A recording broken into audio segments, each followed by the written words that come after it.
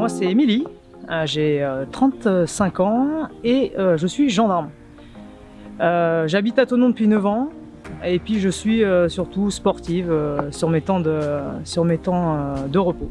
Ma maman a été atteinte de cancer du sein il y a déjà quelques années, donc je suis plongé un peu dans cette maladie depuis pas mal d'années. Il y a 10 mois, en fait, avec un ami à moi, on a décidé de prêter nos jambes pour la recherche, donc afin de récolter des fonds pour 2 centres de cancérologie, à savoir le centre Léon Bérard et l'Institut Curie à Paris. Donc on va parcourir Annecy-Paris en vélo en totale autonomie. Alors la totale autonomie, donc on sera avec nos vélos et des sacoches qui seront accrochées à nos vélos pour prendre le strict minimum pour parcourir ces kilomètres. On n'aura aucune aide, on va vraiment compter sur la générosité des gens sur le parcours pour nous aider sur le peu dont on aura besoin. Le but final, ça sera de récolter des fonds pour la recherche du cancer du sein. Le 25 mai 2024, on partira d'Annecy en direction de Lyon.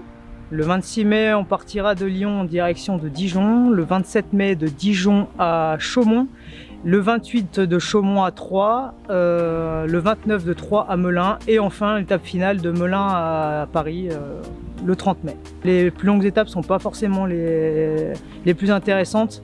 Ça sera vraiment les plus symboliques. Donc en fait, à Lyon, on va être reçu au centre Léon Bérard, le centre de cancérologie.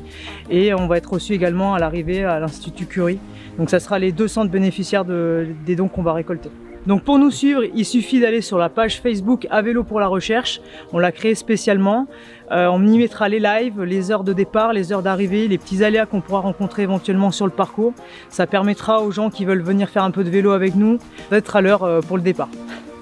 Le sport est relativement important et je l'ai vu l'exemple type avec ma maman qui a été atteinte du cancer du sein et puis qui a toujours fait du sport, et je pense que c'est ce qui a un petit peu, c'est ce qui l'a maintenu en vie. Alors le comité, il est en lien avec ma maman, c'est vrai qu'il m'apporte un énorme soutien dans la conception de ce défi et je les remercie. Pour nous soutenir, il faut juste aller sur le site du comité du dépistage du cancer du sein des Savoies et faire un don sur la cagnotte en ligne, c'est tout ce qu'on demande.